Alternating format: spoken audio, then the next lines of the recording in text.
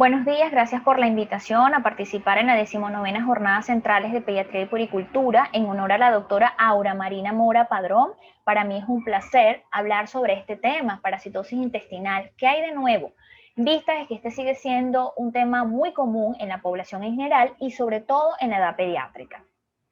Las infecciones parasitarias del tracto gastrointestinal son una de las principales causas de morbilidad y mortalidad en todo el mundo. Existen condiciones que incrementan su prevalencia, que están asociadas a ciertas características o condiciones como dificultades o carencias a nivel en las medidas higiénico-sanitarias, condiciones de hacinamiento, y en nuestra población pediátrica también se pueden asociar a ciertas condiciones como por ejemplo la asistencia a guarderías.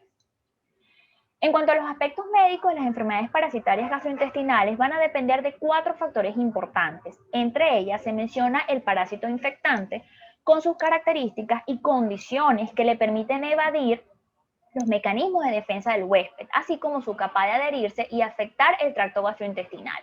Otro factor importante inherente al huésped en aquellos pacientes con respuestas inmunitarias gravemente comprometidas suelen tener una enfermedad mucho más grave. Otra característica va a depender de la duración de la parasitosis y carga parasitaria. En la mayoría de los casos, y sobre todo en pacientes pediátricos, existen poliparasitosis que obviamente exacerba las manifestaciones, la evolución y pueden originar otras complicaciones inherentes a la infección parasitaria. Estas se pueden producir por ingestión de quistes de protozoos, huevos o larvas de gusanos. Cada uno de ellos va a realizar un recorrido específico en el huésped hasta afectar su órgano diana, originando así las principales manifestaciones desde el punto de vista gastrointestinal expresadas en enteritis, diarrea y disentería, enfermedad invasiva, agotamiento nutricional y obstrucción crónica. A continuación hablaré específicamente de cada una de ellas. En cuanto a la enteritis, diarrea y disentería, va a estar ocasionada principalmente por giardias, duodenalis, intestinalis, Cryptosporidium parvum, Cryptosporidium hominis y entamoeba histolítica, originando sintomatología que puede ser variada, sin embargo suelen manifestarse en la mayoría de los casos con dolor y distensión abdominal. Un ejemplo de ellos, como ocurre en la giardiasis, recordemos que se trata de la parasitosis intestinal más frecuente a nivel mundial. Recordando un poco su ciclo evolutivo, ocurre tras la ingesta de quistes del protozoo. Estos dan lugar a trofosoditos en el intestino delgado que permanecen fijados a la mucosa hasta que se transforman en quistes que caen a la luz intestinal y son eliminados en las heces, y así ocurre nuevamente este ciclo de reinfección.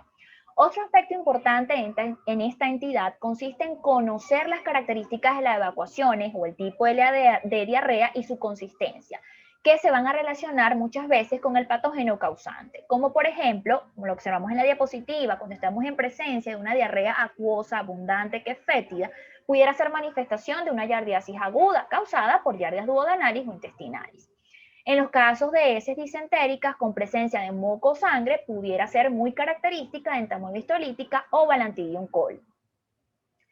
En presencia de enfermedad invasiva puede ser ocasionada por múltiples agentes patógenos, entre ellos entamoeba histolítica, Strongyloides stercolaris y Ascaris. Un ejemplo de ello, lo que ocurre por entamoeba histolítica, tras la ingestión de quistes, los trofosocitos eclosionan en la luz intestinal y colónica, pueden permanecer en ese lugar o invadir directamente a la pared intestinal para formar nuevos quistes que son eliminados al exterior de la materia fecal, volver a contaminar el agua y ocurre el ciclo de reinfección. En el proceso de invasión de esta mucosa y submucosa intestinal, producen ulceraciones que son las responsables en la mayoría de la sintomatología característica de la amibiasis, así como la posibilidad de diseminación a distancia y afectación de otros órganos diana, como ocurre a nivel hepático, formando un acceso hepático amibiano. La sintomatología se expresa por dolor abdominal tipo cólico y distensión abdominal principalmente, además de asociados de heces o heces disentéricas. Como observamos en el esquema de la diapositiva, la enfermedad invasiva local puede estar contenida por la respuesta inflamatoria. Esto va a depender de las características del huésped, formando el llamado ameboma. Las amibas formar un exceso hepático amebiano y se puede formar también una fístula entre ese exceso hepático y el diafragma, produciendo un empiema amebiano. O también pueden originar una enfermedad localmente invasiva con la penetración del organismo en la submucosa, formando la clásica úlcera en forma de frasco en las biopsias colónicas, como lo podemos observar en la imagen de nuestra diapositiva. Para el agotamiento nutricional está relacionado, causado principalmente por parásitos como Cryptosporidium, Cytospora, Giardia duodenalis e intestinalis. Suele manifestarse por pérdida hidroelectrolítica, que es muy importante, originando deshidratación severa y que muchos pacientes pueden condicionar al shock. Por ejemplo, como ocurre en la quilostoma, se dirige al sistema venoso o linfático para llegar al sistema cardíaco derecho y circulación pulmonar, penetran en los alveolos, maduran allí y ascienden por vías respiratorias altas para ser deglutidas y alcanzar el duodeno y el yeyuno.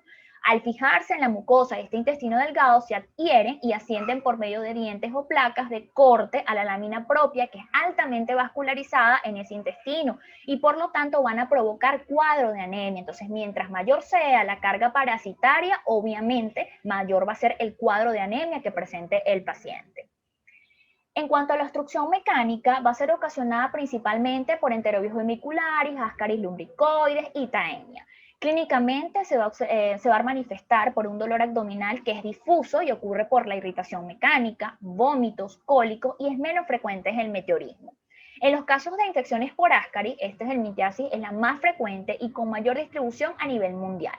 Ocurre tras la ingestión del material contaminado, las lavas van a eclosionar en ese intestino delgado, atraviesan la pared del mismo, se incorporan al sistema porta, llegan a nivel pulmonar donde penetran a los alveoles, ascienden por vías respiratorias altas y por la tos ocurre la eglución, llegan nuevamente al intestino delgado donde se transforman en adultos y producen nuevos huevos que se eliminan en materia fecal y ocurre el ciclo de reinfección. Este agente parasitario en ocasiones bloquea los conductos biliares y pancreáticos, originando elevación de las bilirrubinas, enzimas hepáticas, en muchos casos, y también pueden permitir el crecimiento excesivo de la microbiota bacteriana y causar colangitis piógenas. Si el helminto ingresa y bloquea el conducto pancreático, puede producir pancreatitis. Vemos que ocurre obstrucción mecánica en muchos sistemas. En cuanto a los métodos diagnósticos de las enfermedades gastrointestinales parasitarias, el coproanálisis sigue siendo el método de elección. Sin embargo, debe reservarse para pacientes con ciertas características o a qué paciente vamos a realizar coproanálisis. Pacientes con pérdida de peso, dolor abdominal, distensión abdominal o diarrea con moco y sangre, así como en aquellos con hallazgos clínicos como la eosinofilia. Existen criterios muy importantes que debemos tener en cuenta para la recolección de ese. Entonces debemos tener en cuenta que el examen de parásitos debe realizarse antes de estudios radiológicos con varios o aceite de resino o aceite mineral, bismuto, antibióticos y antipalúdicos, ya que pueden modificar los resultados. Por lo tanto, debe posponerse en un lapso de 5 a 10 días. Y la prueba que debe solicitarse depende del agente infeccioso que se sospeche. Para recolección y procesamiento y envíos de muestras, los criterios de rechazo se han vuelto muy importantes para obtener los mejores resultados. Las muestras fecales deben recolectarse en recipientes limpios de boca ancha, con tapas bien ajustadas, no deben estar contaminadas con agua, tampoco orina, deben colocarse en bolsas a pruebas de fuga cuando se transportan a laboratorios para su análisis, etiquetarse con los identificadores adecuados del paciente, nombre del paciente, la fecha y la hora de recolección de la muestra. También debe ir acompañada de una orden médica muy específica. Importante recordar que históricamente se deben examinar 3 muestras recolectadas en días alternos dentro de un periodo de 10 días. Debemos recordar que muchos microorganismos, en particular los protozoos intestinales, no aparecen en las heces en cantidades constantes. Por lo tanto, las concentraciones de trofosoditos de quiste pueden variar a diario. Por ello, la probabilidad de detectar parásitos clínicamente relevantes en una sola muestra puede ser tan baja, de un 50 al 60%, pero puede ser mayor en 95% si se examinan 3 muestras. Otros aspectos importantes al tener en cuenta al momento de examinar la muestra fecal son características de mucha relevancia. Las heces líquidas deben examinarse dentro de los 30 minutos posterior a la recolección. Los trofosoditos se encuentran normalmente en casos de diarrea. Se desintegran si no se examinan con prontitud o se colocan en conservantes. Las muestras de heces frescas son obligatorias para la recuperación de trofosoditos, protozoarios móviles, amebas, flagelos, ciliados, y las heces formadas deben examinarse dentro de las 24 horas posteriores al paso y contienen principalmente quiste. Debe existir una adecuada comunicación entre médicos y personal de laboratorio en vista de que la toma de decisiones diagnósticas en medicina clínica dependen en gran medida de las pruebas de laboratorio clínico. Se debe mencionar también que el número, el tipo, la complejidad y el costo de las pruebas parasitológicas están aumentando, posiblemente creando más confusión sobre las pruebas más apropiadas en un momento. Se debe proporcionar información precisa y relevante, incluida un historial completo de viajes recientes y pasados, síntomas relevantes, medicamentos que pueden suprimir o alterar la morfología del parásito y también el estado inmunológico del paciente. En esta diapositiva podemos observar ejemplos de las recomendaciones y usos para pruebas seleccionadas. En los casos de realizar inmunoensayo enzimático de Giardia o Cryptosporidium, se debe usar en infecciones por Giardia cuando sea más probable, para realizar pruebas de diarrea infecciosa en un paciente sin antecedentes de viaje. Utilizamos también para detectar Cryptosporidium, que es un patógeno en pacientes inmunocompetentes e inmunodeprimidos, y los exámenes de óvulos y parásitos se utilizan principalmente cuando el paciente haya visitado un área donde los parásitos distintos de la Giardia son endémicos. La tinción ácido resistente modificada, cuando se sospeche de Cryptosporidium, ciclospora, según la exposición y el estado inmunológico del paciente. La tinción tricrómica modificada, en los casos de detención de microsporillos, que es principalmente una enfermedad de huéspedes inmunodeprimidos. La preparación de gusanos de alfiler, utilícelo para recolectar huevos de la piel perianal. En los casos de Beckman, cultivo en placa Apgar o Arada Mori, se utiliza cuando se obtiene un resultado negativo de un paciente inmunodeprimido sintomático para que exista una alta sospecha de infección por estrongiloides. Y los paneles moleculares en multiplex, como podemos observarlo en el cuadro, se utilizan los ensayos patógenos gastrointestinales que incluyen algunos parásitos como Giardia lamblia, entamoeba histolítica. Estas son pruebas de mucha complejidad, moderada o alta, y representan opciones para realizar unas pruebas amplias en laboratorios más pequeños que pueden carecer de experiencia en parasitología. Pues para mencionar que no solo se pueden observar agentes parasitarios en muestras de heces, quise traer a referencia esta investigación realizada por colegas gastroenterólogos pediatras, donde se determinaron la importancia del aspirado duodenal en la endoscopia digestiva superior para diagnóstico de parásitos intestinales y comparación con exámenes de heces. Se llevó a cabo en la clínica El Ávila, donde se evaluaron un total de 533 pacientes en un periodo de 4 años, con edades comprendidas de 1 mes y 19 años, a quienes se le realizó endoscopia digestiva superior tomando aspirado duodenal usando la trampa de Luke y exámenes de heces para detectar Giardias intestinales y Cryptosporidium y detención de antígeno para los mismos. Encontraron que 39 de estos pacientes fueron positivos para Giardias intestinales en el líquido duodenal y solo 3 a través de un examen de heces. En Cryptosporidium se detectaron 3 muestras de líquido duodenal y ninguna en muestras de heces, concluyendo que el estudio del líquido duodenal aumenta en forma importante la detención de agentes parasitarios que no pueden ser documentados por un examen de heces. Para hablar cada uno o específicamente cada uno de los grupos de parásitos, inicio con los protozoos, como sabemos un grupo diverso de organismos microscópicos unicelulares que pueden multiplicarse en huéspedes humanos. La transmisión ocurre de forma fecal-oral entre humanos, es la causa más común de diarrea crónica. Son potencialmente patógenos en humanos y pueden clasificarse en grupos según su patrón de motilidad. De las amibas son los trofosoditos de entamoeba histolítica, son capaces de invadir la mucosa intestinal, provocan ulceración, inflamación y diarrea. Disentería mediana, como he mencionado anteriormente. Y la diseminación puede ocurrir a través de la mucosa, lo que resulta una disfunción orgánica originando la amibiasis. En este cuadrito podemos observar los protozoarios patógenos, de ellos no hablan entamoeba histolítica, Giardias duodenales, intestinales, los no patógenos, y también los protozoarios con una patogenia controversial como la blastocitis hominis, que lo veremos más adelante, y la entamoeba fragilis. Este artículo de revisión fue publicado en julio del 2018, donde se menciona la carga global, los nuevos diagnósticos y las terapias actuales para la amibiasis.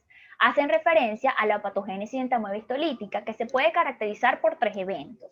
Primero, la muerte de la célula huésped, inflamación e invasión del parásito. El contacto con las células huésped es necesario para la muerte inducida por el parásito. La adherencia está mediada por la molécula de adherencia de lectina propia del parásito y los trofosoditos pueden matar las células huésped mediante varios mecanismos diferentes, que incluyen principalmente la muerte celular programada y la fagocitosis.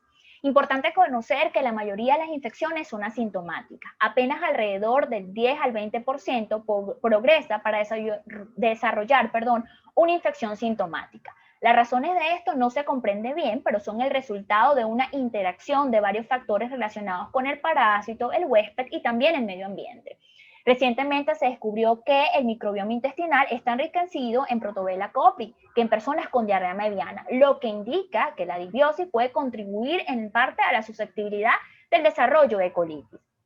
En cuanto al tratamiento, todos los pacientes deben tratarse. Pacientes con enfermedad clínica requieren un tratamiento con 2 fármacos, es decir, un agente tisular amebicida y un agente cisticida luminal. La amibiasis asintomática solo necesita ser tratada con un agente cisticida luminal. Los agentes amebicidas incluyen metronidazol y tinidazol, que son ambos agentes nitroimidazol, son muy eficaces para eliminar los trofosoditos invasores y siguen siendo la terapia recomendada para la colitis amebiana y la enfermedad hepática mediana. El tinidazol tiene una vida media más prolongada y se tolera mejor, pero sin embargo el metronidazol es muy eficaz para eliminar los parásitos. Los nitroimidazoles no erradican eficazmente los quistes luminales y deben ser seguidos por un agente luminal. La nitazoxanida son conocidas como sus propiedades antimicrobianas de amplio espectro y demostró en un pequeño ensayo que tiene una respuesta clínica y microbiológica en pacientes tratados con amibiasis hepática e intestinal mayor del 90%. El amiloglucósido paramomicina es un agente cisticida luminal. Como puede causar diarrea, no se debe administrar al mismo tiempo con el agente nitroimidazol. En esta diapositiva podemos evidenciar cuáles son la terapia antiparasitaria para entamoebistolítica. Si estamos en caso de una colitis amebiana, podemos indicar metronidazol, a dosis de 35 a 50 miligramos 3 veces al día en una duración aproximadamente de 5 a 10 días. Otra opción es tinidazol, la terapia puede durar de 3 a 5 días. En los casos de acceso hepático mediano y diseminado tenemos la opción de metronidazol a la dosis antes mencionada en una duración de tratamiento de 10 días o tinidazol con una duración de tratamiento de 5 días. Para el transporte asintomático o seguimiento del agente tisular activo, recomendamos la paramomicina a dosis de 25 a 35 miligramos por kilogramo día, puede ser por vía oral 3 veces al día con un periodo de tiempo de 7 días. Este artículo es para hacer mención de la auranofina para los protozoarios de Yarvia. Es un ensayo clínico de fase 2A, aleatorizado, simple ciego y controlado con placebo del fármaco remodelado para protozoos gastrointestinales. Esto es algo muy nuevo. Recordando para mencionar que la auranofina es un compuesto que se utiliza para tratar casos selectivos de artritis reumatoide y ha entrado en el desarrollo clínico temprano de un fármaco como agente antiparasitario. Pero se necesitan más estudios para determinar si será un tratamiento eficaz de la amibiasis y sus efectos secundarios como diarrea, erupción cutánea y supresión de la médula ósea limitarán su uso. Es algo nuevo, pero bueno, sigue estando en fase de investigación y esperemos que tengan buenos resultados para utilizarlo como opción terapéutica en los casos de este agente parasitario. En cuanto a la blastocitis, este protozoorio, para recordar o mencionarle, es omnipresente en el medio ambiente con distribución mundial. La tasa de portadores de este parásito varía ampliamente, desde 0.5 al 80% aproximadamente. Existe una marcada heterogenicidad genética dentro de la especie, con el subtipo 3 más comúnmente relacionado con enfermedades humanas. Esta diversidad genética puede contribuir a informes contradictorios de la patogenicidad. El Blastocitis hominis se reconoce como un protozoo intestinal con formas vacuolares, granulares y amiboides, y la microscopía convencional tiene una sensibilidad reportada del 48%, pero lamentablemente no diferencia entre sus subtipos. También hay reportes importantes o informes que mencionan que Blastocitis hominis está relacionada o causa también urticaria aguda y crónica, aunque se desconoce directamente el mecanismo mediante el cual lo va a causar. Es muy importante mencionar que es posible que Blastocitis hominis sea un marcador de microbiota gastrointestinal alterada más que un agente patógeno. Y esto está respaldado por un ensayo clínico aleatorizado, simple ciego, de niños que presentan síntomas gastrointestinales y Blastocitis hominis, identificados en el examen fecal. En comparación con 10 días de metronidazol, el tratamiento con el probiótico Saccharomyces bordoli se asoció con una mayor tasa de curación clínica a pesar de tener menor tasa de eliminación del parásito. Este artículo, que se titula Blastocitis hominis, un agente patógeno controversial en la génesis de enfermedades gastrointestinales y alérgicas, fue publicado en diciembre del año 2016.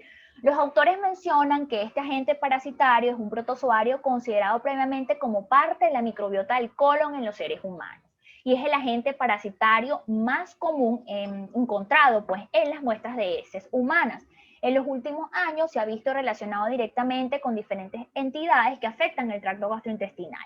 Sin embargo, recientemente también se ha relacionado con enfermedades alérgicas, como los mencioné anteriormente, urticaria, rinitis alérgica, angioedema y asma. En esta investigación realizaron una revisión sobre la controversia y posibles explicaciones que existen en la relación con la patogenicidad del Blastocitis hominis en patologías gastrointestinales y alérgicas. Se identificaron un total de 9.000 aproximadamente muestras fecales, de las cuales el 25% fueron enviados con diagnóstico relacionado con una patología gastrointestinal y el 20% con enfermedades de origen alérgico. Concluyeron que existe una posible relación de Blastocitis hominis y el desarrollo de las enfermedades alérgicas y posiblemente se pueden explicar por su patogenicidad a nivel de la mucosa intestinal, la microbiota y la respuesta inmune que genera este agente. Recomiendan terapia con metronidazol o nitazoxanida y considerar de manera importante el uso de probióticos. En la diapositiva podemos observar un esquema que sintetiza la fisiopatología por la cual este agente parasitario es capaz de producir manifestaciones gastrointestinales. Vemos que lleva liberación de citoquinas, produce toxicidad del tejido, producción de quimiotaxis a eosinófilos, puede originar esofagitis eosinofílica, está muy relacionado con casos de alergia. Ocurre alteración de la barrera epitelial, por lo tanto hay incremento de la permeabilidad de los antígenos en la comida. Otra causa o otra afectación que produce este agente parasitario es que aumenta la producción de antimicrobianos endógenos, producen la disbiosis, que a su vez exacerba la inflamación que persiste en esa mucosa gastrointestinal, por lo tanto lleva alteración de las microvellosidades, origina intolerancia, exacerba el dolor. Vemos que es muy característico porque todo se engloba y está no solamente, importante llevarnos de acá, que no solamente se relaciona con enfermedad desde el punto de vista gastrointestinal, sino que tiene mucha relación con enfermedades alérgicas. Este artículo de revisión fue publicado en diciembre del año 2019. El objetivo fue determinar las características clínicas de los pacientes pediátricos en niños suizos, con una muestra de heces que dio positiva para blastocitis, con el fin de proporcionar recomendaciones para un enfoque práctico, para que el médico sepa a quién, cuándo y cómo realizar las pruebas. Establecieron que existe una buena correlación entre blastocitis y dolor abdominal crónico. Los niños con síntomas abdominales que persisten durante 4 semanas deben realizarse 2 muestras de heces diferentes mediante microscopía. No se justifican las investigaciones serológicas y se encontró coinfección con otro parásito. Como podemos observar en la tabla, se observó coinfección en la mayoría de los casos con Endolimax nana en aproximadamente el 13% de los pacientes. En cuanto a los helmintos, sabemos que son organismos grandes que en forma adulta pueden ser visibles a simple vista. En todo el mundo, la infección por helmintos entéricos es una enfermedad tropical desatendida, puede producir dolor abdominal, distensión abdominal, crecimiento deficiente. El enterovirus mercularis, muy característico, puede ocasionar en nuestros niños prurito perianal, vulvovaginitis y dolor abdominal. La infección va a generar desnutrición muy grave y puede agravar muchísimo o presentar muchos cuadros de anemia en nuestros pacientes. El tratamiento que se recomienda actualmente se basa en mebendazol, albendazol o nitazoxanida. Y en el cuadro de la diapositiva, pues se mencionan de acuerdo a la clasificación de cada uno de estos agentes parasitarios, entre tremátodos, céstodos, los gusanos pequeños, los gusanos en forma en espiral y los gusanos redondos, como podemos observar allí.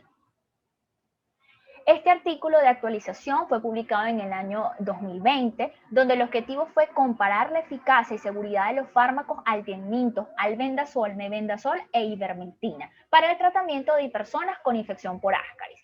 Tenemos, como podemos observar en la diapositiva, que dio alto, o una efectividad alta, utilizando albendazol, 400 miligramos, dosis únicas o dosis múltiples. Resulta en una cura parasitológica completa después del tratamiento. con un efecto moderado, utilizando albendazol de 400 miligramos, dosis únicas o dosis múltiples, puede ser probable o resulte en una gran reducción en el recuento del huevo en las heces, y también moderado, utilizando albendazol en dosis de 400 miligramos, dosis únicas o múltiples, probablemente dan como resultado poca o ninguna diferencia en eventos adversos. Para la cura parasitológica se determinó que el albendazol en dosis única parece ser tan efectivo como cuando utilizamos dosis múltiples de este fármaco. Encontraron también que el albendazol de dosis única es probablemente tan eficaz como la ivermectina en dosis única, con una evidencia de certeza moderada. También, y para la cura parasitológica, el albendazol en dosis única puede ser tan efectivo como una dosis única de mebendazol, evidencia de alta certeza, concluyendo que las dosis únicas de mebendazol, albendazol e ivermectina fueron eficaces contra la infección por Ascaris lumbricoides, produciendo una alta cura parasitológica sin que se detecte diferencias entre ellos y no se informaron efectos secundarios graves. Realmente es una opción muy importante y que se puede tomar en el tratamiento para estas infecciones parasitarias. Ahora, ¿qué nos dicen las últimas actualizaciones sobre los parásitos intestinales? Este artículo, publicado en agosto del año 2020, es una actualización sobre Yardia, lo más destacado de la 7ª Conferencia Internacional sobre Yardias y Criptosporidium. Se plantearon los siguientes puntos. La infección induce una fuerte protección inmunitaria adaptada, en la que el jugador principal es la producción de inmunoglobulina A mediada por linfocitos TCD4. Las elevaciones en la relación de linfocitos T, H y T reguladores en el intestino delgado, la lámina propia y las placas de Peyer aumentaron la resistencia a infección en los ratones, pues, mediante la investigación. Se demostró que los pacientes con infecciones sintomáticas o subclínicas tienen niveles séricos elevados de serotonina, un mediador clave de la motilidad, que es un marcador funcional de hipersensibilidad intestinal en el síndrome de intestino irritable. En cuanto a los enfoques terapéuticos, mencionaron productos naturales y también probióticos con actividades antiyardiales. Y las sirtuinas se han presentado como posibles nuevos objetivos farmacológicos. Entonces, la yardiasis después del tratamiento farmacológico en pacientes puede presentar una reinfección o la resistencia parasitaria. Es una pregunta que no hacemos, pero bueno, esto todavía sigue sin estar claro, aún se siguen realizando investigaciones. Vamos a ver qué sucede más adelante con otros estudios de investigación. Este artículo publicado en el año 2020 sobre las enfermedades parasitarias como causa del dolor abdominal agudo, los hallazgos de imagen. Los autores mencionan que el diagnóstico de la enfermedad parasitaria puede retrasarse debido a los signos clínicos similares encontrados en otras causas frecuentes de abdomen agudo. Sin embargo, las características detectadas en las exploraciones por imágenes pueden ser útiles en el diagnóstico. El estudio tuvo como objetivo crear conciencia sobre la parasitosis abdominal en condiciones de emergencia y también mencionar la asociación entre los hallazgos de imagen y el ciclo de vida de los parásitos. Establecieron en esta investigación que un parásito puede afectar un órgano específico o migrar a través de varios órganos, como lo he mencionado a lo largo de la ponencia. Un parásito puede inducir la formación de un quiste que podría complicarse con una ruptura, sobreinfección o producir un efecto de masa. Y los hallazgos clínicos y radiológicos pueden variar según los diferentes tipos de parásitos y el sitio de afectación. Otro artículo de investigación, la evolución de las células madres, que revela los secretos de los parásitos protozoarios y allana el camino hacia el desarrollo de vacunas, publicado en este año. En esta investigación, los autores concluyeron pues, que el avance en la tecnología de las células madres ha abierto nuevas vías para el desarrollo in vitro de sistemas celulares que pueden adaptarse para cultivar parásitos protozoos, y la variedad de líneas de células madres que se puede expandir, cultivar, almacenar y editar genéticamente y diferenciar en cualquier tipo de célula deseado, proporcionando acceso limitado a tipos de células, así como mini órganos como modelos de enfermedades infecciosas. Realmente bastante interesante. Este artículo actualizado sobre los helmintos y el control de las enfermedades inflamatorias intestinales, donde se establece que las infecciones por helminto son inductores extremadamente potentes de los circuitos inmunitarios reguladores en sus huéspedes. La enfermedad inflamatoria intestinal probablemente sea la consecuencia de una desregulación inmune en la que el lado regulador del sistema inmune no puede limitar la respuesta inmune del contenido luminal. Las infecciones helmínticas ayudan a reducir el riesgo de enfermedad inflamatoria intestinal en personas susceptibles en función de su capacidad para fortalecer estas vías reguladoras. han utilizado el mintos como agentes terapéuticos con aparente éxito para tratar colitis ulcerosa, enfermedades Crohn y otras afectaciones inmunológicas. Ellos mencionan pues que la terapia consiste en deglutir o tragar óvulos microscópicos de tricocéfalos vivos que eclosionan en el hospedador. Esto tiene aprobación de buen procedimiento de fabricación según la FDA en Estados Unidos y la EMA en Europa. Un artículo bastante interesante. Bueno, muchísimas gracias. Espero que haya sido de su agrado esta conferencia.